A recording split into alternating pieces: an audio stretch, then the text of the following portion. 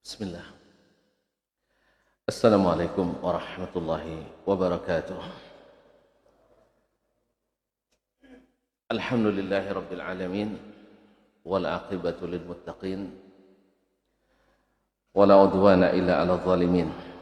Asyhadu an la ilaha illallah wahdahu la syarika lah waliyus salihin wa khaliqul khalqi ajma'in wa razikuhum وما من دابة في الأرض إلا على الله رزقها ويعلم مستقرها ومستودعها كل في كتاب مبين وأشهد أن محمدا عبده ورسوله الصادق الأمين صلى الله عليه وعلى آله وأصحابه أجمعين والتابعين لهم بإحسان إلى يوم الدين وبعد. معاشر الكرام yang dirahmati Allah Subhanahu wa taala. Alhamdulillah Allah Subhanahu wa taala izinkan kita bersama untuk saling bertemu, bertukar ilmu, saling mengingatkan. Wa dzakkir fa inna dzikra tanfa'ul mu'minin. Salat dan salam kepada Nabi kita alaihi salatu wassalam yang mudah-mudahan senantiasa kita cintai dan kita ikuti. Mudah-mudahan dengan mengikuti beliau maka mudah jalan kita dan dimudahkan kita mendapat syafaat pada hari kiamat nanti. Ma'asyiral kiram, malam ini kita mengaji, insyaallah tidak lama-lama. Nah, saya juga baru pulang tadi. Baru pulang dari Sungai Apit, Rusia. Baru pulang tadi selepas asar. Jadi kalau panjang-panjang betul nanti letih tuan-tuan. Saya loyo gitu. Tapi sampai Isya juga minimal. Dan bisa-bisa sampai jam 9. Ya. Tergantung nanti materinya. Jadi ada sebagian kaum muslimin, khususnya yang sudah rajin mengaji, banyak bertanya tentang beberapa hadis atau amalan yang sudah biasa diamalkan, lalu tiba-tiba ada yang mendhaifkan, langsung pusing kepala kita. Langsung kita bersedih, berarti selama ini sia-sia. Betul kan? Awak sudah mengamalkan sejak 2012, ini 2022. Ada yang mengamal sejak 91. Coba bayangkan. Tiba-tiba datang Ustaz Dasman, hadisnya dhaif. Ya Allah ya Rabbi, habislah sudah. Airnya down, terkulai. Oleh sebab itu, maka mungkin dari sekarang untuk beberapa pertemuan ke depan, kalau kita masih bertemu, membahas sedikit tentang beberapa hadis tersebut. Hanya kepada Allah kita mohon taufik. Mudah-mudahan Allah tunjukkan mana yang hak di antaranya, dimudahkan untuk mengikutinya, dan mana yang tidak hak, dan dimudahkan pula untuk menerima kenyataan itu. Bukan kita saja kaum muslimin, bahkan sahabat Nabi dulu, di saat mereka pertama diwajibkan salat. Salat diwajibkan tahun berapa? 2013. Tahun ke-10 Hijriah. Dah bercampur salat dengan haji nampaknya. Nah, tahun 10 kenabian. Atau tidak ada peringatan Isra Mi'raj? Tidak. Makanya lupa. Salat diwajibkan tahun ke 10 Hijriah. Ke 10 kenabian. Dalam peristiwa Isra dan Mi'raj. Kemudian mereka hijrah ke Madinah. Hijrah ke Madinah, Allah perintahkan untuk menghadap ke Baitul Maqdis. Ini perintah Allah SWT. Nah, ketika menghadap ke Baitul Maqdis, orang-orang Yahudi kan ada di Madinah. Orang-orang Yahudi ada di Madinah. Kemudian orang-orang Arab dari dulu sudah terbiasa menghadap ke Ka'bah. Kiblatnya mana? Ka'bah. Sekarang disuruh menghadap ke Baitul Maqdis. Orang Yahudi ngaku-ngaku juga. Tuh, Nabi kalian niru-niru kami. Awak jangankan Nabi dibilang niru-niru, Ustadz aja dibilang niru-niru. Hah? Gimana rasanya? Ustadz antum dibilang niru-niru yang lain. Gimana? Tidak marah? Antum tidak loyal sama Ustadz nampaknya. Ya. Tidak loyal sama Ustadz. Jadi oleh itu kaum muslimin dan muslimat, Nabi sendiri merasa terganggu oleh itu. Sampai dia senantiasa memohon kepada Allah Subhanahu wa taala untuk dikembalikan ke kiblat. Inna awwala baitin wudi'a lin-nas lallazi bi Bakkah mubarakan wa hudan lil alamin. Qad nara taqalluba wajhika fis sama' falanwalliyannaka qiblatan tardaha fawalli wajhaka syatral masjidil haram. Kami benar-benar telah memperhatikan betapa seringnya kamu bolak-balik matamu menghadap ke langit, minta kiblat dikembalikan. Falanwalliyannaka qiblatan tardaha. Kami akan palingkan kamu ke kiblat yang engkau sukai, yang memang asalnya itu. Fawalli wajhaka syatral masjidil haram. Maka hadapkanlah wajahmu ke arah Masjidil Haram. Lalu sahabat, ketika sudah dipindahkan kiblat, mereka pun merasa khawatir dan takut. Salat kita selama ini ternyata sia-sia. Jadi bukan kita aja sebenarnya.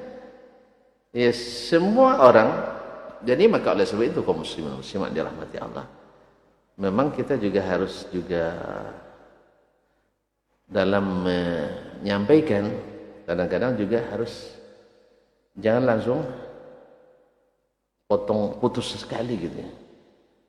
Ya Ustaz ya, dia potong langsung putus gitu.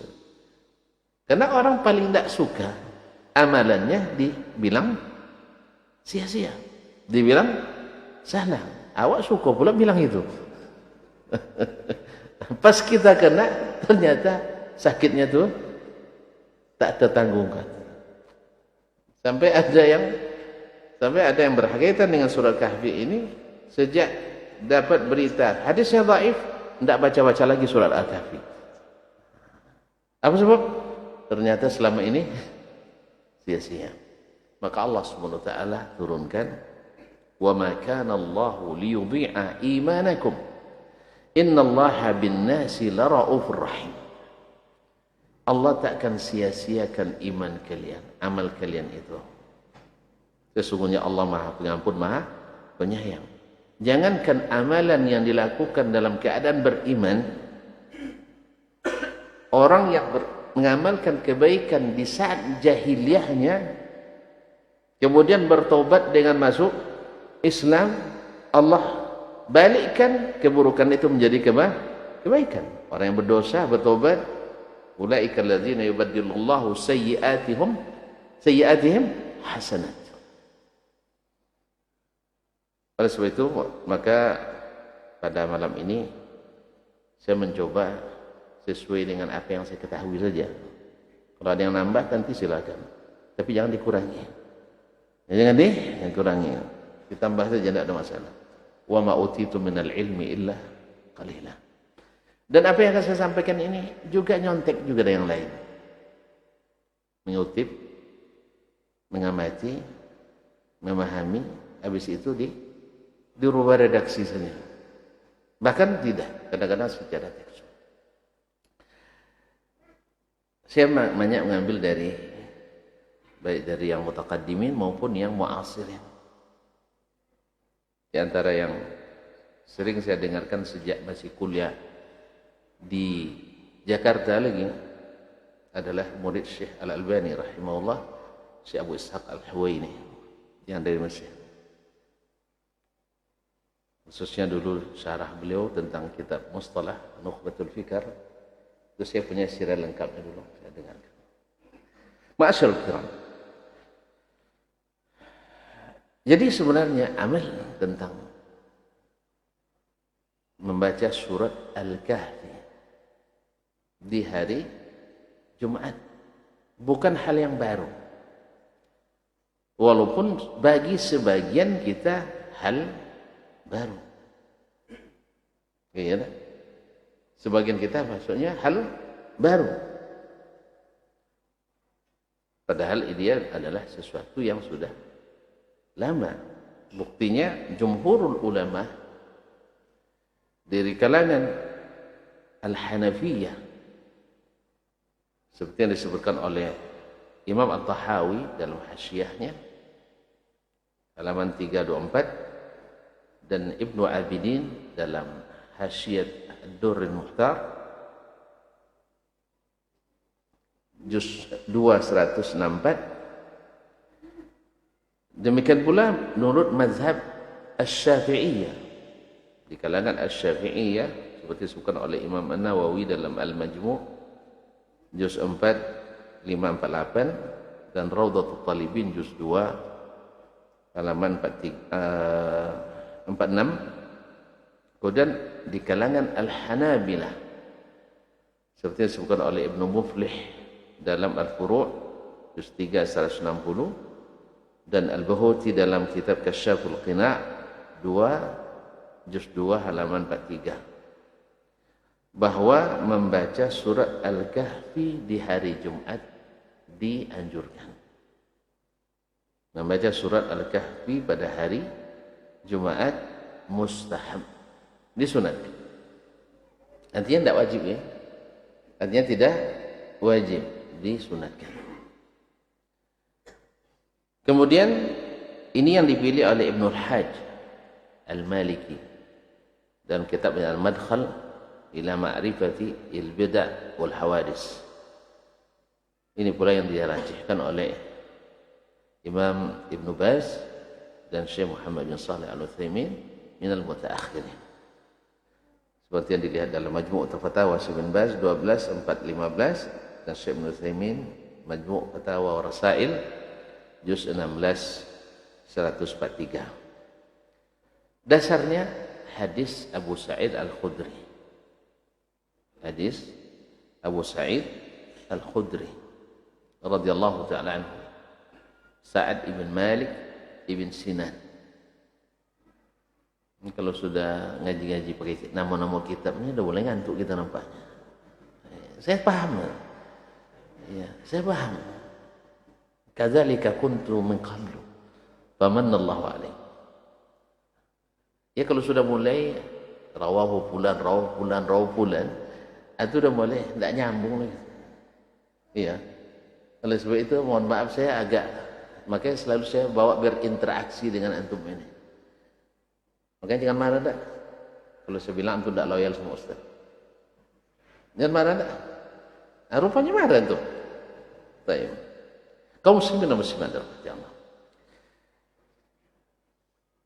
Dari Nabi SAW, ini riwayat diriwayatkan oleh Imam Al-Hakim dalam Al-Mustadrak, kemudian muridnya Imam Al-Baihaqi dalam Syu'abil Iman dan As-Sunanul Kubra.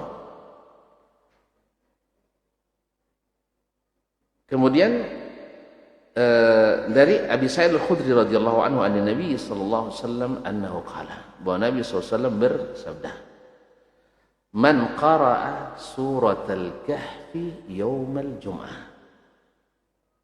Siapa yang membaca surat Al-Kahfi pada hari Jumat. Sabar dulu ya. Lalu malamnya gimana? Oh, nak mulai sekarang. Yaumal Jum'ah, pada hari Jumat. Adha'a lahu minan nur ma bainal jum'ataini. Dalam riwayat lain, fi ma bainahu wa bainal baitil atiq. Siapa yang membaca surat Al-Kahfi pada hari Jumat, memancar sinar antara dia, baginya sinar cahaya antara dua Jumat itu. Artinya dalam bimbingan cahaya pada antara Jumat ini dengan Jumat besoknya. Dalam riwayat lain, bersinar cahaya dari antara dia dengan Al-Baitul Atiq, dengan Al-Ka'bah Al-Musharrafah. Hadis ini kaum muslimin dan muslimat dirahmati Allah SWT, dari sisi sanad, dari sisi matan, mukhtalifun atau mukhtalafun fihi. Sanadnya terjadi khilaf, matannya pun terjadi khilaf.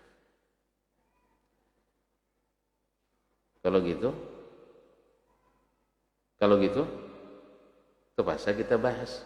Atau setuju, kalau enggak kuat menahan khilaf, enggak usah kita bahas. Nah, ma'asyiral kiram dirahmati Allah. Hadis ini diriwayatkan dari Abu Sa'id oleh Tamim ibn Abbad. Dari Tamim ibn Abbad diriwayatkan oleh Abu Mijlaz Lahiq ibn Humaid. Dari Abu Mijlas diriwayatkan oleh Abu Hashim Ar-Rummani. Abu Hashim Ar-Rummani. Dari sini sampai ke Abu Sa'id, ini sanadnya bersih, sahih. Yaitu Abu Hashim Ar-Rummani, namanya diikhtilafkan orang. Ada yang mengatakan namanya Yahya ibn Dinar. Ada yang mengatakan namanya Yahya bin Al-Aswad dan lain-lain. Tapi tidak masalah. Berapa banyak orang yang disunat dengan gelarnya saja tapi tidak diketahui namanya. Pernah ada orang kampung istri saya, bukan orang kampung istri saya, mertua saya. Ada orang nanya nama anaknya ke dia, di mana rumahnya si fulan. Tidak tahu dia. Tidak tahu dia rumahnya, sebab anak itu dipanggil dari kecil dengan gelar. Jadi tanya, mana rumah si Syamsul Bahri, maknya? Tidak tahu saya nak. Tidak tahu anturanya. Itu tanya ke tetangganya, yang juga masih keluarga kan. Mana rumah Syamsul Bahri? Itu rumah itu mak dia tadi itu. Mak dia dah lupa nama itu. Kenapa? Selalu dipanggil dengan laqab, gelar. Jadi kalau orang dia lupa nama Abu Hashim Ar-Rumani, terjadi ikhtilaf seperti Abu Hurairah. Bukan berarti Abu Hurairah enggak ada. Abu Hurairah masyhur, perawi yang paling banyak kan hadis dari Nabi SAW. Demikian Abu Bakar Siddiq. Siapa tidak tahu Abu Bakar?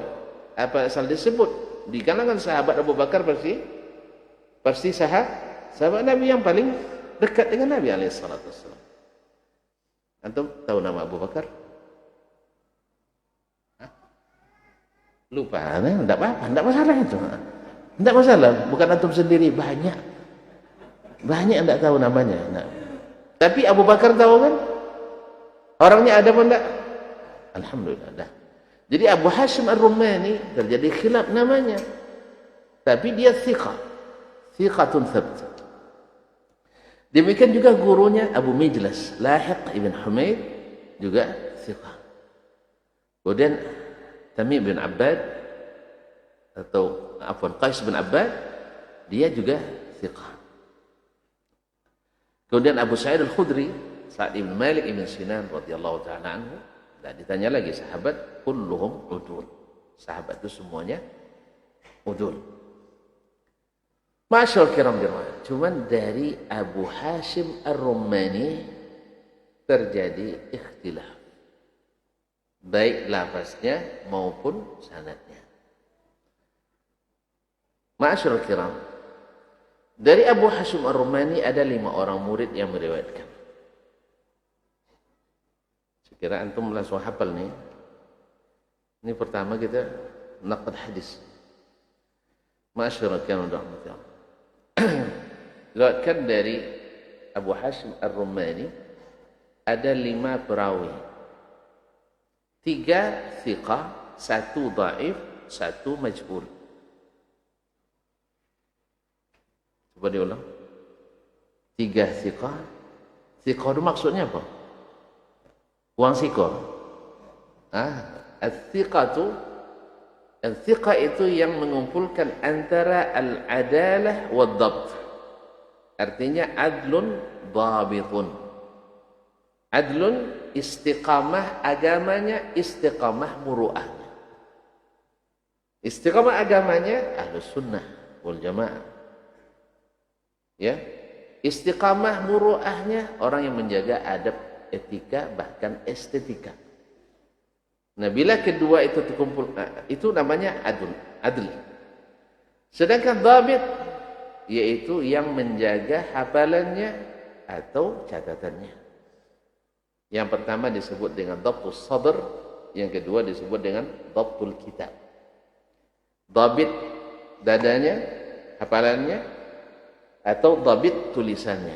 Tulisannya terjaga terus, tidak dirusak oleh orang lain. Karena sebagian muhaddis bila dia sudah, bahasa kita ini sudah pikun, kadang-kadang dimasukkan hadis oleh anaknya yang bukan hadisnya. Faluqqina fatalaqqan. Sehingga ketika diimlakkan ini hadis dia bilang hadis saya, ternyata bukan. Nanti akan diketahui dengan apa?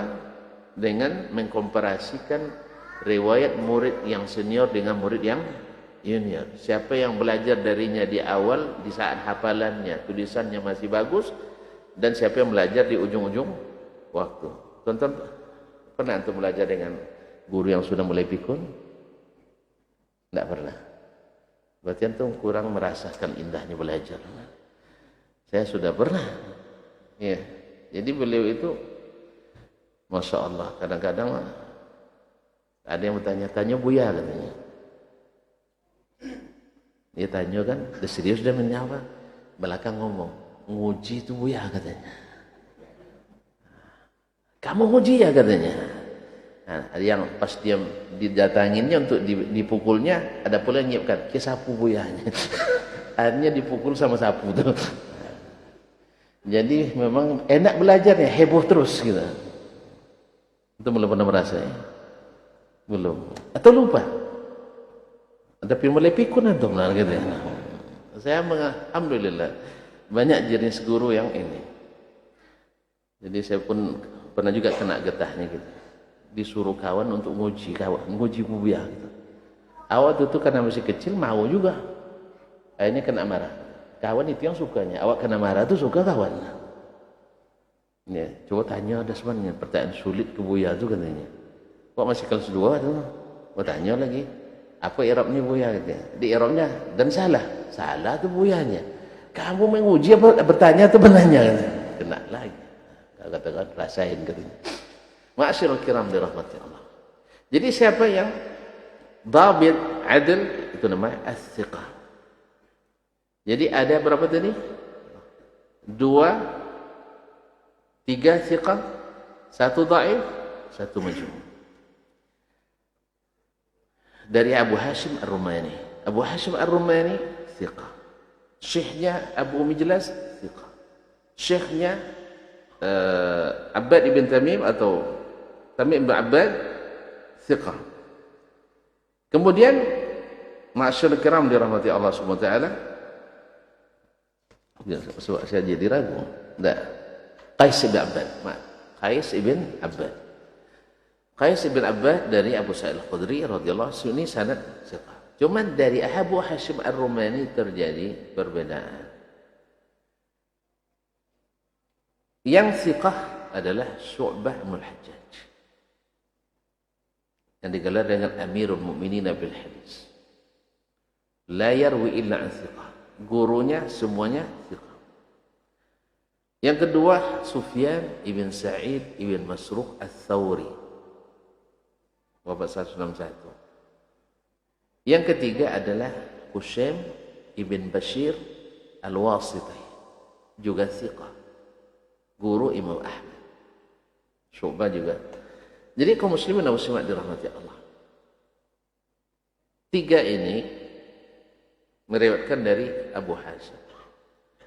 Nah, ketiga-tiga ini pun murid-muridnya juga ikhtilaf meriwayatkan dari syekh ini.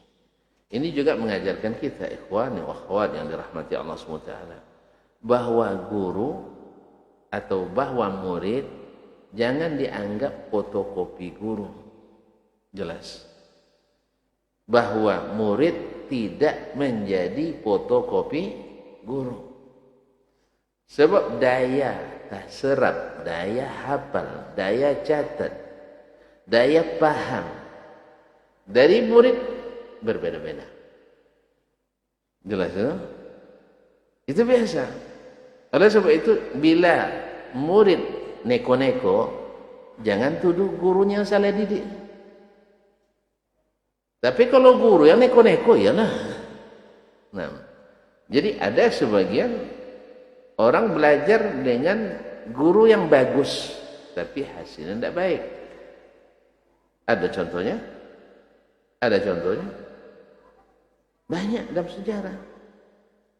Misalnya murid Imam Al-Hasanul Basri. Ada seorang muridnya yang cerdas sekali. Siapa namanya? Pencetus mazhab Mu'tazilah, yang akar kesesatan akidah seluruh aliran dalam Islam. Siapa namanya? Wasil ibn Atha. Terus antum bilang, itu Hasan Basri gurunya tuh. Gara-gara Hasan Basri dia jadi begitu. Begitu? Nah, Hasan Basri muridnya ribuan.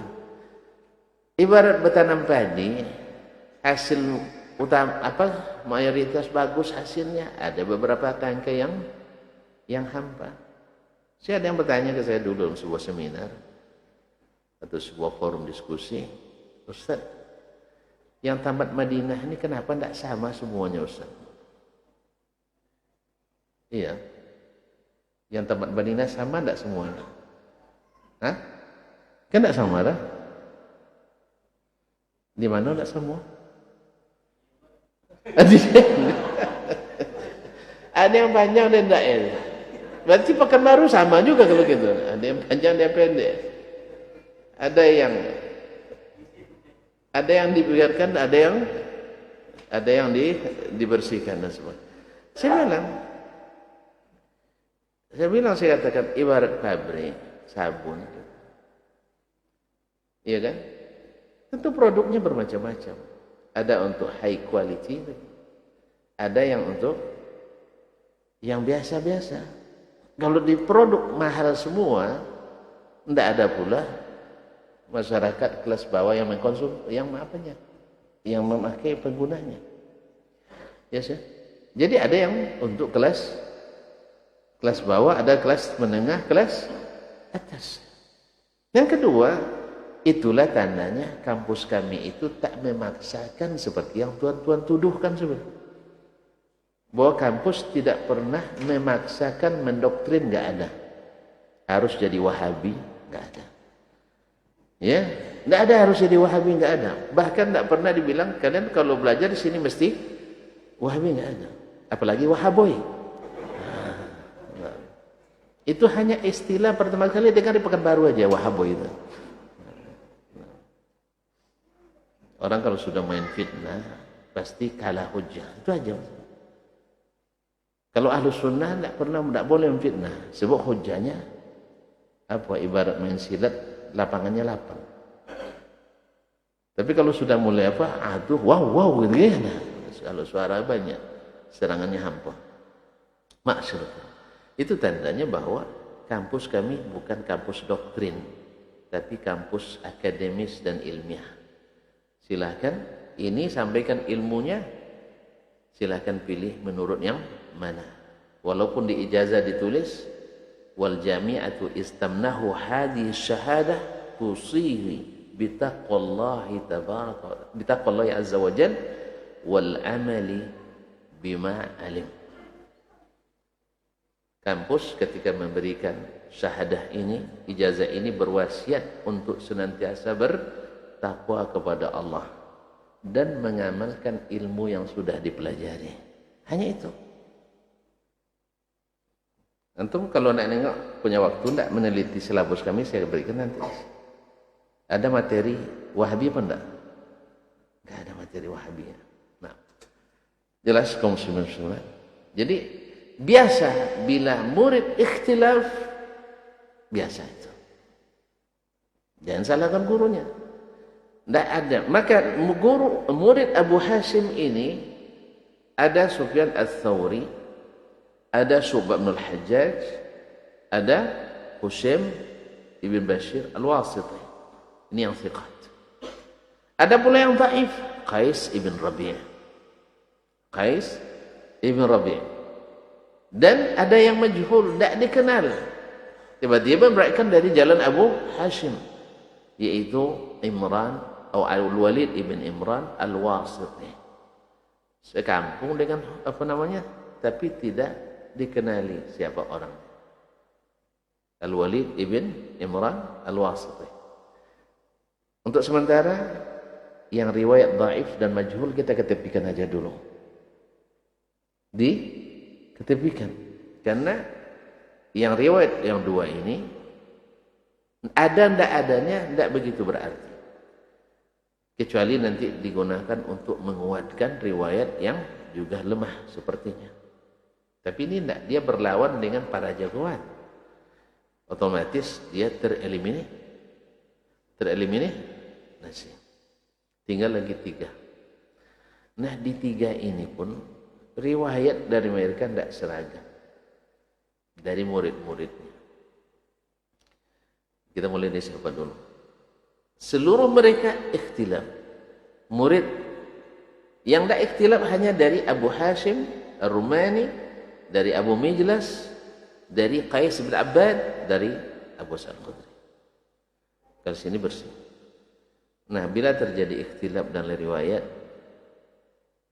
ya seperti kata Imam Ali bin Madini, kita enggak tahu salahnya riwayat Hammad ibn Salamah kecuali setelah kita bandingkan dengan riwayat murid-muridnya yang lain dan dengan sahabat-sahabat dan rekan-rekannya yang lain. Baru tahu itu nanti. Ma'asyarul kiram. Diriwayatkan dari Syu'bah.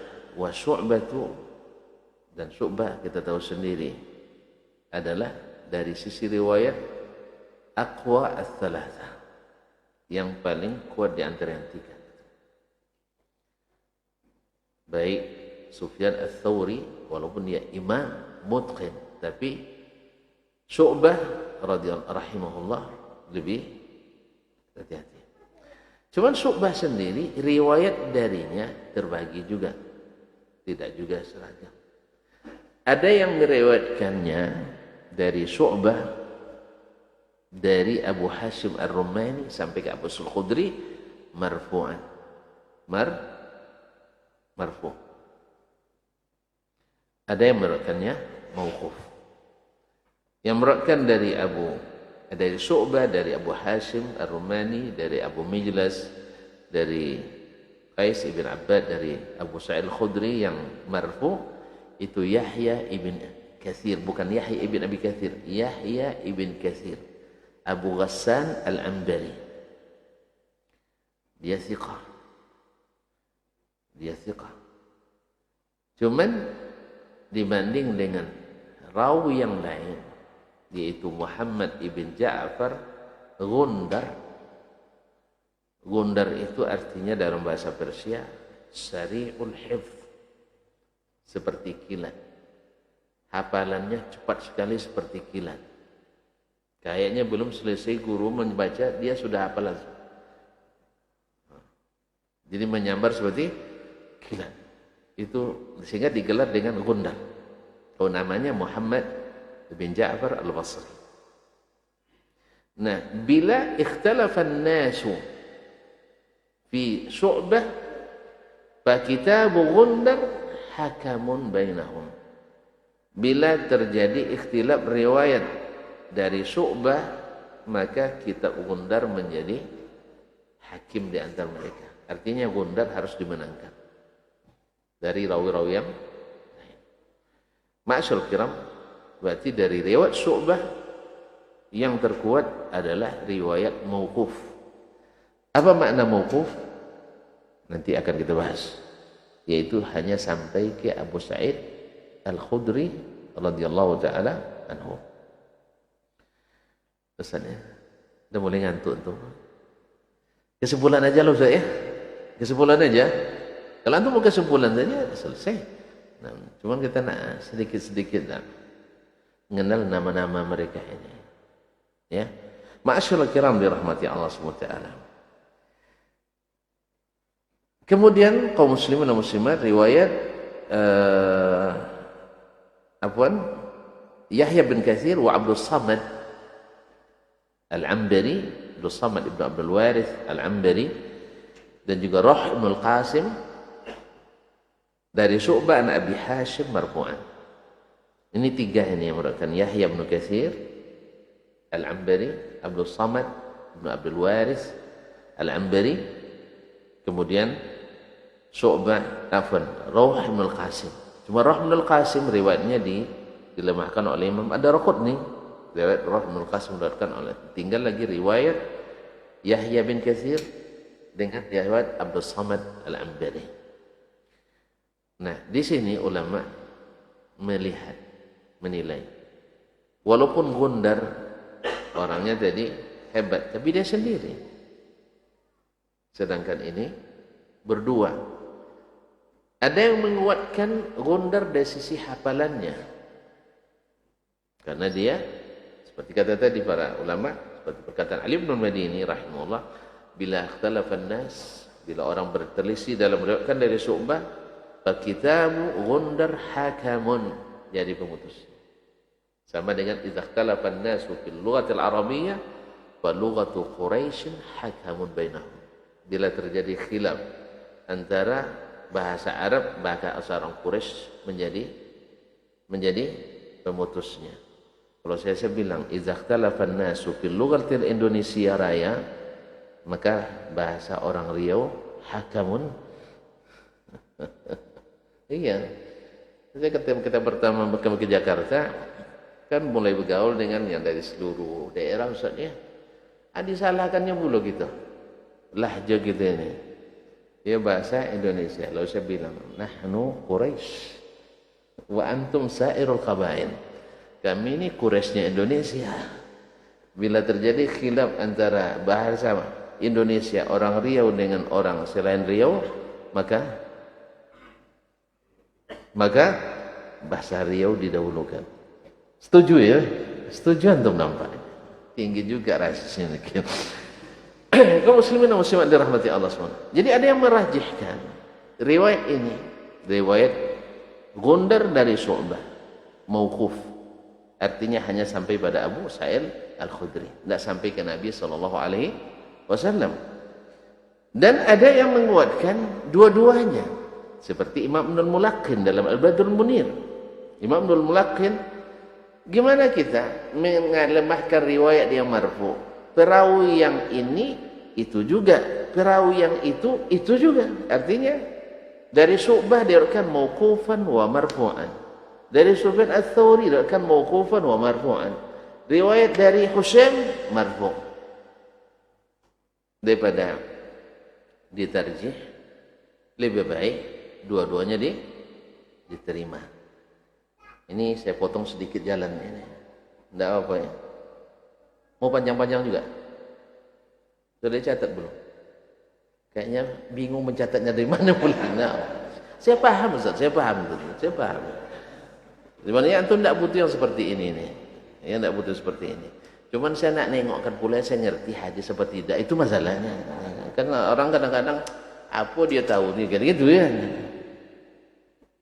Baik. La haula wala quwata illa billah. Baik, kita azanlah dulu ya. Kita dengar azan sampai jam berapa, Bang? Abang sudah kasih PR ke saya 3 hadisnya. Ya, ada nanti hadis tentang membaca surat ayat kursi selesai sholat fardu. Kan banyak juga yang risaunya. Ya. Kemudian hadis tentang doa kafaratul majlis. Nampaknya tak cukup semajlis. Ya. Hah? Enggak, abang ni nak mencatat dia bagaimana? Dia nak mencatat. Bagaimana ikhtilafnya para ulama. Makanya kaum muslimin dan muslimat, ini sekalian dikatakan karena biar tahu kita kenapa Imam Az-Zahabi rahimahullah ketika menyebut atau ketika meriwayatkan tentang Imam Ad-Daraqutni yang mendiktekan kitabnya Ilalul Hadis, tentang Ilalul Hadis dari hafalannya seperti tadi itu direkan ikhtilaf ulama, ikhtilaf para perawi itu semuanya di sininya atau di sininya, tergantung akan letak di mana. Sini apa sini? Atau di sini, degol. Tergantung ya. Masyaallah kiram dirahmati Allah.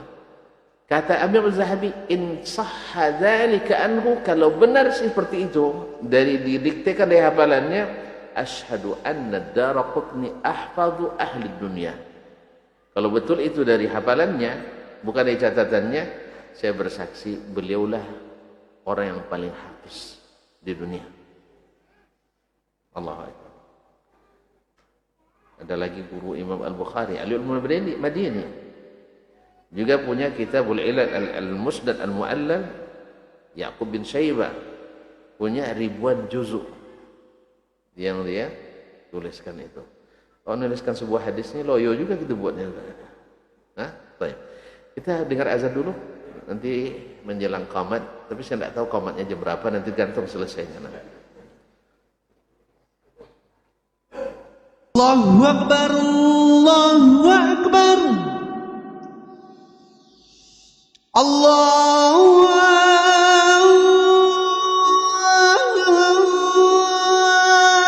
Akbar, Allahu Akbar. Asyhadu an la ilaha illallah.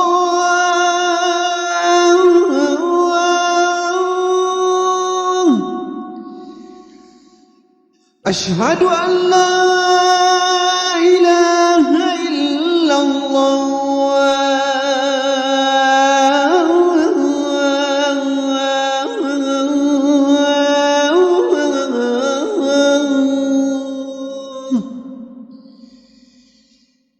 Asyhadu anna Muhammadar Rasulullah.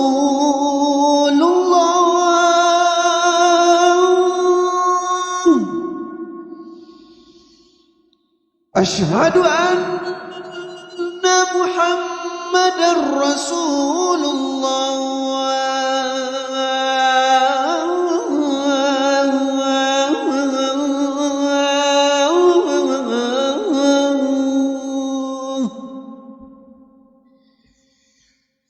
Hayya 'alas shalah.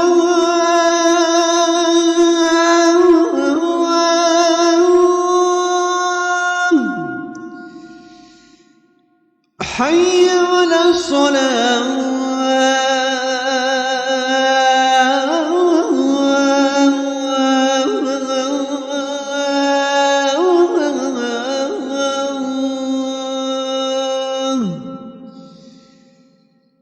حي على الفلاح.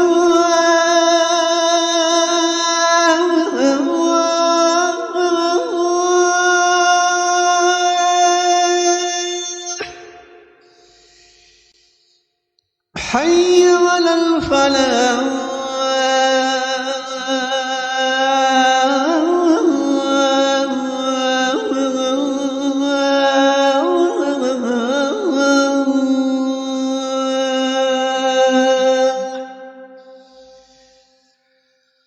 Allahu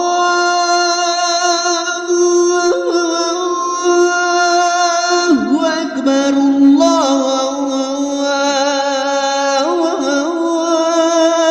Akbar. La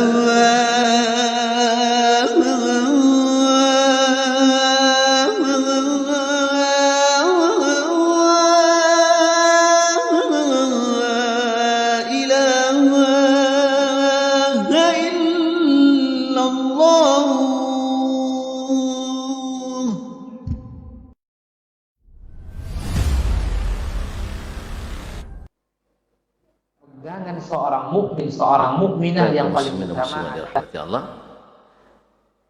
Jadi riwayat Syu'bah, riwayat Imam Syu'bah rahimahullah ta'ala, diriwayatkan oleh Yahya ibn Katsir wa Abdul Samad ibn Abdul Waris al-Ambari dan Ar-Ruhm al-Qasim dari Syu'bah dari Abi Hashim mauquf marfu'an, marfu'. Dan di sini 3. Kemudian diriwayatkan oleh Mu'az ibn Mu'az, Mu'az ibn Mu'az al-Ambari, dan juga Muhammad ibn Ja'far Gundar dari Syu'bah mauqufan ala Abi Sa'id al-Khudri. Jadi ikhtilafnya satu sampai ke Nabi, satu hanya sampai ke sahabat. Yang sampai ke Nabi namanya hadis marfu'. Yang hanya sampai ke sahabat namanya hadis mauquf. Ya. Tentu beda antara perkataan sahabat dengan perkataan Nabi SAW. Karena perkataan Nabi itu hukum dalil syar'i.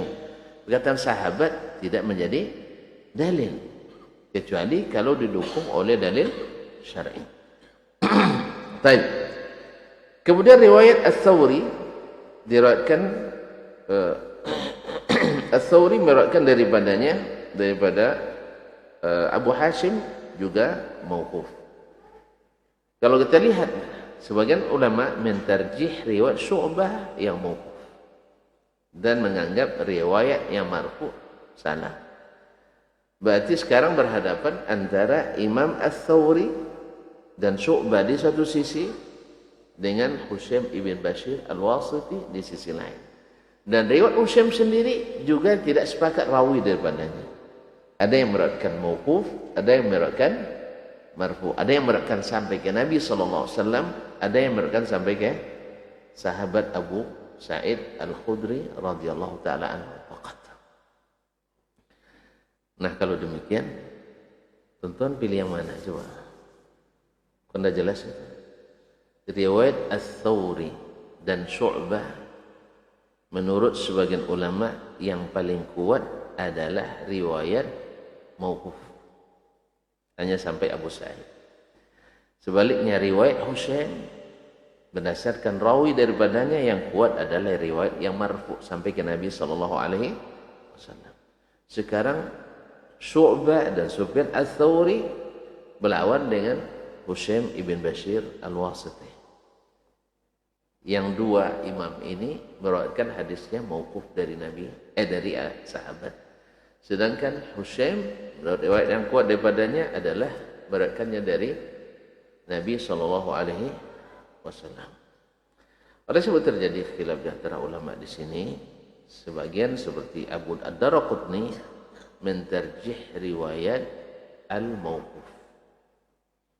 Yang sahih riwayatnya adalah mauquf dari Abu Sa'id al-Khudri radhiyallahu taala anhu. Sedangkan riwayat al-mauquf khata, al-marfu' khata adalah keliru dari perawi. Tapi tadi sudah sebutkan Imam Ibnul Mulaqqin rahimahullah, Imam Ibnul Mulaqqin rahimahullah taala mengatakan tidak.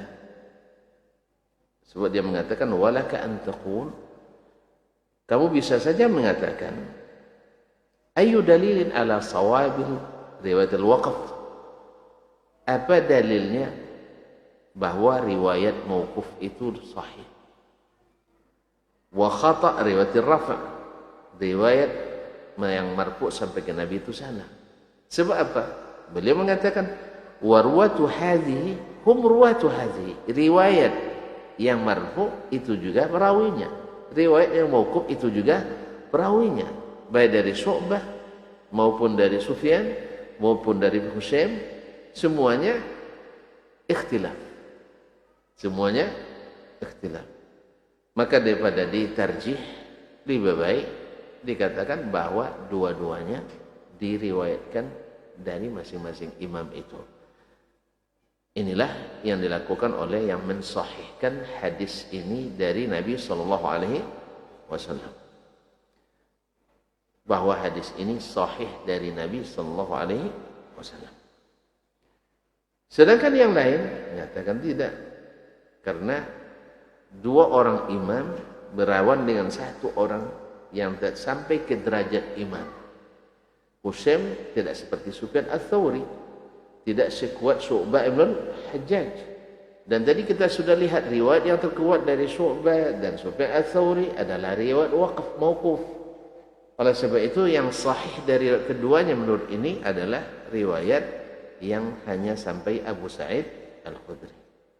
Oleh sebab itu mesti kita tentukan mana yang benar di antara kedua riwayat dan mana yang salah. Maka mereka menganggap yang benar adalah riwayat yang mauquf, hanya sampai pada Abu Sa'id Al-Khudri. Tinggal masalah, kalau kita bagi ulama yang mensahihkan seperti Al-Hakim, Al-Baihaqi, kemudian Imam Al-Hakim, Imam Al-Baihaqi, kemudian Imam Al-Albani, kemudian dia Syekh bin Baz dan lain-lain masih banyak, saya tidak hafalkan semuanya, bahwa mereka mensahihkan hadis yang kedua-duanya, artinya marfu' sahih, mauquf juga sahih. Kalau ini tidak ada masalah lagi, berarti tidak ada lagi yang risau ya, tidak ada lagi yang risau. Tapi bagi yang mensahihkan riwayat mauquf, marfu' salah, ya seperti yang dilakukan oleh Imam Ad-Daraqutni dan yang lain-lain, ya untuk mutaakhirin banyak seperti Syekh Abu Ishaq Al-Huwaini, dia mengatakan hadis yang marfu' ini salah, yang benar adalah mauquf.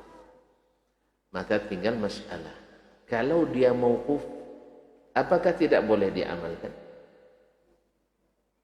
Kan kalau mauquf kan tidak jadi dalil kan? Tidak jadi dalil. Ma'asyarul kiram dirahmati Allah, kalau kita lihat tadi para fuqaha al-mazahib al-Hanafiyah, al-Syafi'iyah, al-Hanabilah dan sebagian al-Malikiyah, mereka mengamalkan atau tidak? Mengamalkan atau tidak? Mengamalkan. Berarti secara eksplisit, secara tidak langsung, para imam-imam ini juga mensahihkan riwayat itu. Walaupun tidak dia sebutkan, karena tidak semua fuqaha itu ahli dalam mensahihkan dan mendhaifkan hadis, tapi mereka mengamalkan. Dasarnya apa? Karena yang hadis seperti ini haditsun mauquf lahu hukmul marfu'. Hukumnya dia riwayatnya mauquf memang, tetapi secara hukum dia sama dengan hadis marfu'. Apa maknanya? Hadis marfu' dengan hadis lahu hukmul marfu', hukum marfu'. Artinya apa? Sahabat seperti Abu Sa'id Al-Khudri radhiyallahu anhu, mungkin tidak dia mengatakan ini dari hasil pikirannya. Siapa yang membaca surat Al-Kahfi di hari Jumat, lalu bersinar dari tempatnya sampai ke Al-Baitul Atiq, sampai ke Makkah, atau riwayat lain bersinar dari Jumat ini ke Jumat depan, bisa dipikirkan ini? Kalau bisa pikir banyak sekali ya, saya buat lagi nanti hadis lain itu. Ini termasuk yang tidak bisa dipikirkan. Pasti ada berita. Nah, kalau sahabat yang menyampaikan, tidak ada berita kecuali dari Rasulullah SAW. Oleh sebab itu, dengan demikian maka fadilat membaca surah Al-Kahfi ini masih tetap diamalkan. Mustahab. Cuman masalahnya sekarang dari sisi lafaznya lagi. Hari Jumatkah atau malam Jumatkah atau kapan saja. Nah, Kan tadi bilang matanya juga diikhtilaf. Yang thabit dalam riwayat yang dari sisi matan, ma'asyiral kiram yang dirahmati Allah SWT, itu adalah riwayat yang mutlak. Itu tidak ada khilafnya. Riwayat yang mutlak artinya siapa yang membaca surat Al-Kahfi maka bersinar dari tempatnya sampai ke Baitul Atiq, sampai ke Ka'bah. Ini yang tidak diragukan sahih diriwayatkan oleh Imam Muslim. Nah, cuman menyebut hari Jumat ini terjadi ikhtilaf di antara para perawi tadi. Ada yang menyebut Lailatul Jum'ah. Yang menyebut Lailatul Jum'ah itu adalah riwayat Abu Nu'man Muhammad ibn Fadl Arim. Gelarnya Arim. Ini guru Imam Al-Bukhari rahimahullah ta'ala. Dia meriwayatkan dari Hushaim bahwa dengan lafaz Lailatul Jum'ah. Bagi yang mendhaifkan riwayat Hushaim tadi, otomatis lafaz ini tidak masuk. Tidak masuk Lailatul Jum'ah. Adapun riwayat Yaumul Jum'ah, riwayat Nu'aim bin Hammad. Nu'aim ibn Hammad juga guru Imam Al-Bukhari, lakin mutakallamun fihi. Dia diperselisihkan oleh para ulama jarh ta'dil. Maka Imam Al-Bukhari menyebutkan hadisnya biasanya makrun, disertakan dengan yang lain. Nu'aim bin Hammad dan Yazid bin Makhlad dan Qasim bin Salam Al-Bikandi wa Ahmad bin Khalab wa Sa'id bin Mansur Sahibul Musnad wa Zaid ibn Sa'id Al-Hushaim dari Hushaim, yaitu dengan lafaz hari Jumat, bukan malam Jumat. Jadi dari Hushaim ada dua, malam Jumat dan hari Jumat. Adapun Sufyan Ats-Tsauri dan Syu'bah tidak ada Jumat sama sekali. Tidak ada sebutan Jumat sama sekali. Oleh sebab itu maka riwayat yang ramai Nu'aim bin Hammad, Yazid bin Makhlad, Qasim bin Salam, Ahmad bin Khalab, Sa'id bin Mansur dan Zaid bin Sa'id dari Hushaim, ini yang lebih kuat kalau kita kuatkan riwayat Hushaim tadi. Tapi kalau kita sudah lemahkan dari awal, ini tidak masuk lagi. Nah, oleh sebab itu wallahu alam, maka yang pasti sahihnya mutlak. Kapan saja dibaca akan bersinar dari tempatnya sampai ke Baitul Atiq. Nah, mengkhususkannya dengan Jumat terjadi ikhtilaf riwayat. Yang paling lemah adalah riwayat malam. Karena dari Hushaim sendiri terjadi ikhtilaf. Yang mungkin bisa dikuatkan seperti yang difatwakan oleh Imam Asy-Syafi'i sendiri, astahibbu ay an tuqra'a suratul Kahfi fi yaumi al-Jum'ah. Saya menganjurkan untuk membaca surat Al-Kahfi pada hari Jumat. Dan itulah yang mu'tamad di kalangan jamaahir al-fuqaha atau jumhurul fuqaha al-arba'ah. Ma'asyiral kiram dirahmati Allah SWT. Ditambah lagi riwayat ini tadi saya bilang riwayat Syu'bah dan Sufyan tidak ada kalimat Jumat, baik malam maupun siang. Yang ada adalah membaca surat Al-Kahfi. Itu riwayat. Nah, ini riwayat ini yang kuat. Cuman riwayat Hushaim tadi, kembali ke masalah tadi, ada malam, ada siang. Yang malam lemah, karena sebagian besar dari murid Hushaim meriwayatkan hari Jumat. Nah, sekarang permasalahannya, sebagian menjadikan hukum malam dengan hukum siang sama. Sebab hari Jumat itu dari sekarang sudah mulai terhitung hari tanggal Jumat. Makanya sebagian dari sisi ini menganggap dari malam Jumatnya sudah diamalkan. Tapi yang ahwat, yang lebih hati-hati adalah hari Jumatnya.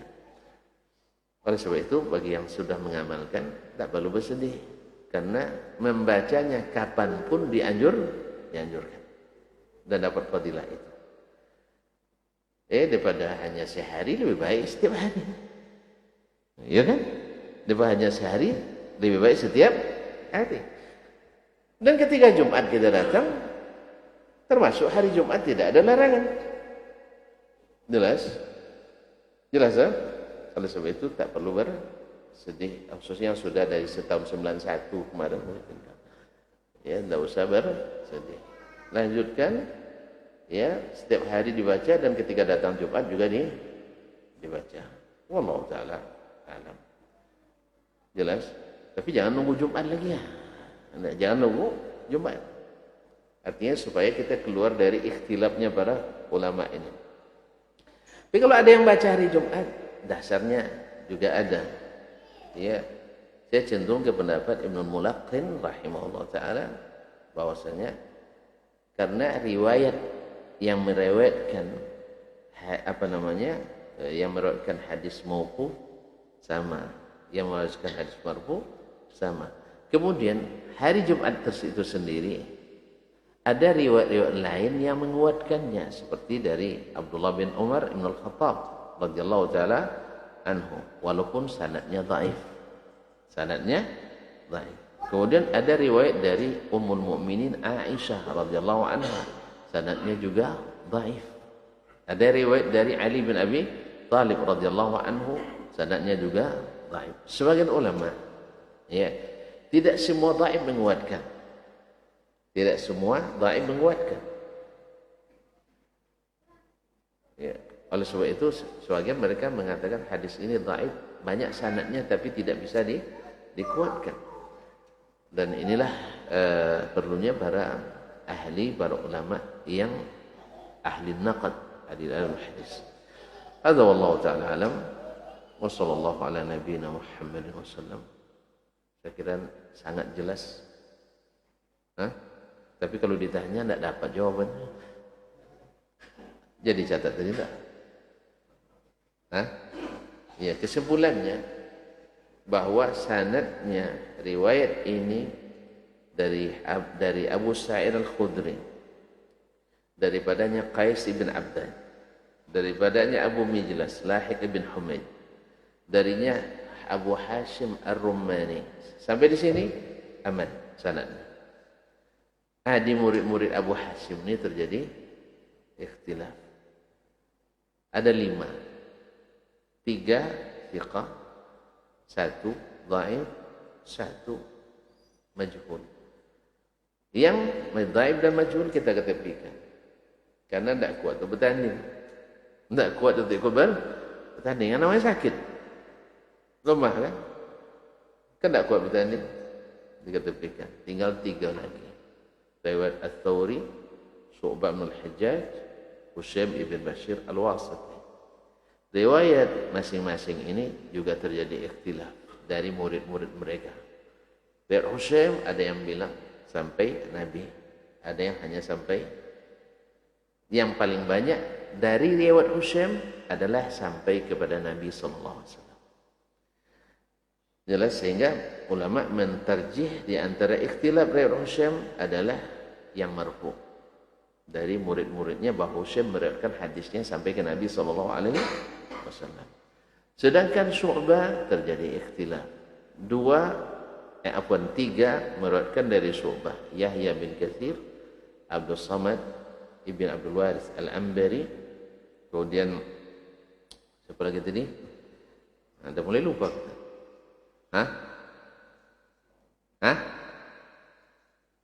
Siapa? Kuatkan suaranya sih. Ragu tuh. Antum lupa. Baik. Ada 3 atau 4 tadi yang meriwayatkan daripada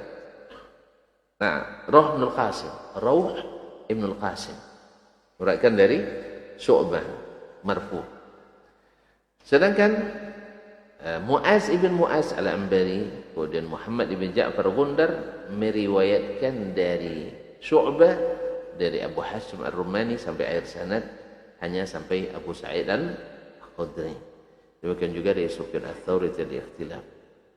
Para ulama naqad menguatkan riwayat Sufyan Ats-Tsauri dan Syu'bah bin Al-Hajjaj yang mauquf dari Abu Sa'id Al-Khudri radhiyallahu taala anhu. Sehingga dengan demikian mereka mengadu sekarang antara Husaim satu orang dengan Syu'bah dan Ats-Tsauri dua orang. Kalau dilihat kekuatannya, Ats-Tsauri dan Syu'bah tidak lawannya Husaim. Masih satu aja, tidak lawan apalagi berdua. Ibaratnya ini gunung dua-dua ini. Ya. Oleh sebab itu, yang memilih tarjih antara kedua riwayat bahwa hadis yang sahih tentang fadilat surat Al-Kahfi ini adalah riwayat mauquf dari Abu Sa'id Al-Khudri. Nah, ketika sudah ditarjih seperti ini, kan dah terang tuh hadis yang sahih dari riwayat ini adalah hadis mauquf dari Abu Sa'id Al-Khudri. Nah, yang seperti ini para ulama hadis menyebut dan para fuqaha juga menyambut bahwasanya yang seperti ini tak masuk ijtihad di dalamnya. Oleh sebab itu, walaupun riwayatnya mauquf dari Abu Sa'id, maka hukumnya tetap marfu' dari Nabi sallallahu alaihi wasallam, seolah-olah Nabi yang mengatakannya. Cuman karena tidak sahih secara riwayat, maka kita tidak pastikan itu dari Nabi sallallahu alaihi wasallam, tapi hukumnya seperti dari Nabi sallallahu alaihi wasallam diamalkan. Cuman riwayat sampai di situ, Syu'bah dan Tsauri tanpa menyebutkan hari Jumat. Husaim yang menyebutkan hari Jumat. Kalau antum ikut ulama yang menguatkan riwayat mauquf, tidak khusus hari Jumat. Berlaku untuk semua hari termasuk hari Jumat. Kalau antum menjamak seperti Ibnul Mulaqin tadi, seperti Syekh Al-Albani dan yang Syekh bin Baz dan lainnya, berarti menerima kedua riwayat baik mauquf maupun marfu', maka ada kekhususan hari Jumat. Apalagi didukung dengan riwayat-riwayat yang lain walaupun tidak sahih tapi dikumpulkan, mudah-mudahan menunjukkan bahwa itu ada asalnya. Apalagi diamalkan langsung oleh Abu Sa'id Al-Khudri, diamalkan oleh Abdullah bin Umar bin Khattab, juga dari Ali bin Abi Thalib. Tapi masing-masing sanad yang Aisyah, Ali dan Abdul Umar riwayatnya memang dhaif. Oleh sebab itu, ambililah, amalkan setiap hari termasuk hari Jumat. Kalau pas sempatnya hari Jumat saja, ada juga asal riwayat yang menguatkan, wallahu taala a'lam. Sekiranya tidak ada pertanyaan, jelas sekali. Hafal aja yang belum ya? Hafalnya belum lah. Insyaallah biasa. Karena zaman hafalan itu kayaknya udah habis. Jadi kalau ada orang hafal sekarang, luar biasa itu nikmat Allah kepadanya. Semoga Allah SWT memberikan kita ilmu yang bermanfaat, amal yang saleh, dan sekira sudah nyaman ya. Sudah nyaman Bang? Anda alhamdulillah, terima kasih dan mohon maaf. Wallahu taala alam wa sallallahu ala nabiyina. Naam. Enggak, jawaban enggak sepanjang tadi pula. Enggak.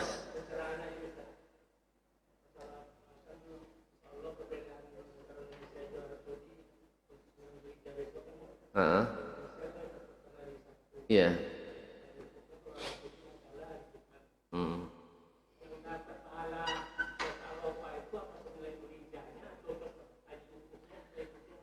Baik, ditanyakan kepada Syekh Masyayikhuna, di antaranya juga Syekh Muhammad bin Shalih Al-Utsaimin tentang masalah ini. Terjadi ikhtilaf antara hilal Zulhijjah di Arab Saudi atau di Jazirah Arab atau di Hijaz dengan negeri-negeri lain. Mana yang kita amalkan? Khususnya puasa hari Arafah. Dari hadis Nabi zahirnya mengatakan siyamu yaumi Arafah. Siyamu yaumi Arafah tukaffiru as-sanata allati qablaha was-sanata allati ba'daha. Puasa di hari Arafah menembus dosa setahun sebelumnya dan setahun sesudahnya. Nah, sekarang terjadi perbedaan hilal, tentu tanggal. Kalau hari Arafah itu kan tanggal 9. Apakah kita puasa tanggal 9-nya atau puasa pada waktu jemaah haji sedang wukuf? Nah, Ustaz, mana di mana kita puasa? Maka saya katakan, kalau antum sedang berada di Arab Saudi, maka puasa di saat orang itu wukuf, kecuali antum ikut haji. Tapi kalau antum berada di negeri antum sendiri, maka puasa Arafahnya tanggal 9 Zulhijjah. Apa alasannya? Sebab sudah berlanjut dari dulu, sejak zaman Nabi SAW, hilal itu tidak sama nampaknya dari satu daerah ke daerah lain.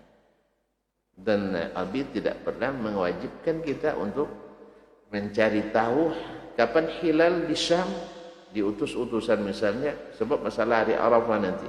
Tidak ada Nabi mengutus. Kan 9 hari kan cukup, gitu kan? Pakai jasa burak. Seburak. Enggak. Nabi membiarkan orang masing-masing dengan hilalnya. Allah katakan, yas'alunaka 'anil ahillah. Qul hiya mawaqitu lin-nasi wal hajj. Nah, hukum asalnya puasa ini dikaitkan dengan hari kah atau dengan orang wukuf? Saya ulang kembali. Puasa Arafah dikaitkan dengan orang wukuf kah atau dengan tanggalnya? Dengan tanggal. Alhamdulillah. Oleh sebab itu kita puasa pada tanggal 9 sesuai ru'yah. Tapi kalau seandainya bukan ru'yah, maka kita ikut. Ini kan hasil ru'yah kan? Tidak terlihat hilal kemarin. Hari ini ya. Hari ini. Kemarin tidak terlihat. Berarti takmilu Zulqa'dah 30. Menyempurnakan Zulqa'dah 30 hari. Nah, kalau pakai hisab kita tidak. Karena Nabi SAW menyuruh kita untuk melihat, bukan untuk menghitung. Untuk melihat, bukan untuk menghitung. Bila tak terlihat, sempurnakan 30 hari. Ini dengan ini selamat kita dunia dan akhirat. Salah karena kita melakukan SK-nya seperti itu. Tapi kalau tidak ikut SK, maka kalau salah, ini bahaya. Jelas? Bikin kerja tapi tak sesuai SOP. Salah, pasti kita didenda. Tapi kalau bikin kerja sesuai SOP, ternyata tidak berhasil. Disalahkan? Disalahkan tidak? Antum terlalu keras sampai jadi pemimpinnya. Kita dikasih kerja oleh pimpinan. Kerjakan ini SOP-nya. Ketika tidak berhasil, yang ditanya apa nanti? Bukan. Iya, kenapa tidak berhasil? Dibawa SOP-nya. Melakukan ini sudah. Ini sudah. Ini sudah. Berarti disalahkan lagi. Bongak pondok, tidak mungkin lah. Semuanya sudah dilaksanakan. Makanya ketika terjadi zaman Ali bin Abi Thalib radhiyallahu anhu salah hilal karena mendung tak terlihat. Ternyata mereka puasanya di tanggal 2 Ramadan. Berarti sehari kemarin mereka tak puasa. Apa kata Ali bin Abi Thalib radhiyallahu anhu? La alaikum hakadha amarana Rasulullah sallallahu alaihi wasallam. Kalian tidak berdosa. Beginilah kita disuruh oleh Nabi sallallahu alaihi wasallam. Tidak terlihat, sempurnakan Sya'ban. Lalu apa solusinya? Maka ganti yang kemarin karena tidak tahu. Allah tidak menghukum orang yang tidak tahu. Karena ikut prosedur. Ikut SOP. Kalau sempat kita tak ikut SOP, kita tentukan dengan cara kita sendiri, sempat gagal, kita tanggung jawab. Berdosa. Makanya Imam Asy-Syafi'i rahimahullah ta'ala ini mengatakan man takallama fil Qur'ana, Ibnu Abil Izz Al-Hanafi mengatakan man fassara al-Qur'ana bi ra'yihi fa'asab fa huwa azim. Siapa yang menafsirkan Al-Qur'an dengan pendapatnya benar tetap berdosa. Wa man fassara al-Qur'ana bil ilmi, siapa yang menafsirkan Al-Quran dengan ilmu, fa akhta'a fa huwa ma'jurun. Dia kalau berbicara Al-Quran dengan ilmu, ternyata salah, hasilnya tetap berpahala. Apa sebab? Karena dilarang bernafsirkan Al-Quran dengan pendapat, dan disuruh menafsirkan Al-Quran dengan ilmu. Andainya sekarang saya menafsirkan Al-Quran dengan Al-Quran, Al-Quran dengan hadis, dan saya diberikan kemampuan bahasa Arab lumayan lah, Nausorok pandai juga sedikit, gitu kan. Bahasa Indonesia tadilah awak Quraisynya. Nah, lalu saya tafsirkan sesuai dengan kapasitas ilmu saya, ternyata salah. Ya, di bidang yang saya mampu untuk itu, insya Allah berpahala. Tapi kalau orang yang tak punya ilmu sedikit, bahasa Arab tidak pandai, sudah itu jadi pakar tafsir pula. Mana pula tidak pandai bahasa Arab jadi pakar tafsir. Lalu nafsirkan dengan pendapat, sekalipun benar tetap berdosa. Sebab apa? Menyalahi SOP. Jelas? Tidak saya nampak. Coba nanti antum jadi kepala kantor nih, tahu antum makna itu nanti. Iya. Coba jadi kepala kantor, tahu kita maknanya. Kalau anak buah kerjakan tak sesuai dengan arahan, sekalipun betul kita tak terima kerjanya. Betul kan? Kamu ini tidak ada mata anggarannya, tidak cair dananya. Iya, tidak cair dananya, tidak anggaran itu tidak ada. Jelas kan? Ini contoh ilustrasi, bukan ilustrasi, kejadian ini, kejadian. Ada seorang pejabat, ya, dia menggunakan logikanya, bukan menggunakan aturan.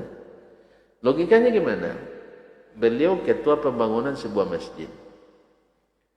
Di lembaga sebagai bendahara. Bendahara itu pegang duitnya. Nah, duit yang dipegang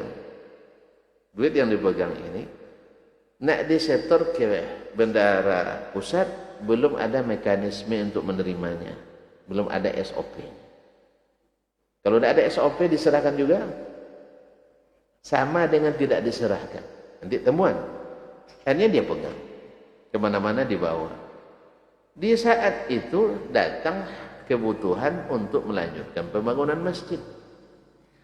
Uang masjid ada pada rekening beliau sebanyak uang tadi yang dipegang dalam tas tadi. Anggaplah misalnya 25 juta kan. Menurut dia, daripada uang ini dibawa kemana-mana, rentan kecurian, dirampok dan sebagainya, lebih baik pakai uang ini aja untuk masjid dulu. Jumlahnya toh sama. Kan orang, duit kan hitung, diminta orang kan jumlahnya kan, bukan kertas itu kan. Oh ini enggak kertas yang kemarin, enggak ada orang gitu. Ada gitu kan enggak? Yang ditarik kan nilai. Maka nilai 25 juta sama dengan yang ada di rekening. Dia keluarkan. Dalam pada itu datang pemeriksa, badan pemeriksa keuangan. Itu diperiksa bendahara lah kan. Tuh tengok ini aman, sesuai SOP, sesuai mata anggaran. Ini sesuai ini. Ini uang ini di mana nih Pak? Kan ada masukannya. Total 25 juta. Ada di bank, Bu. Mana resi setorannya? Bukti? Bukti? Setoran. Kan dia kan di bank, berarti kan ada bukti setoran. Lalu dikisahkan lagi kisah tadi. Uang ini uang masjid, Bu. Di rekening itu. Yang ini uang saya pakai. Tidak boleh Pak katanya. Ini melanggar aturan. Cuman karena uang ada, namanya pelanggaran administrasi. Makanya terpaksa dibuatkan. Untuk administrasi. Kalau sempat disanksi, masuk tangsi, berbahaya. Jadi kaum muslimin dan muslimat, sesuaikan dengan SOP-nya. Ya Bang? Selesai Bang? Sudah tagawi yang kecil. Terima kasih dan mohon maaf. Wallahu ta'ala alam. Wa sallallahu ala nabiyina Muhammadin wa sallam. Wassalamualaikum warahmatullahi wabarakatuh.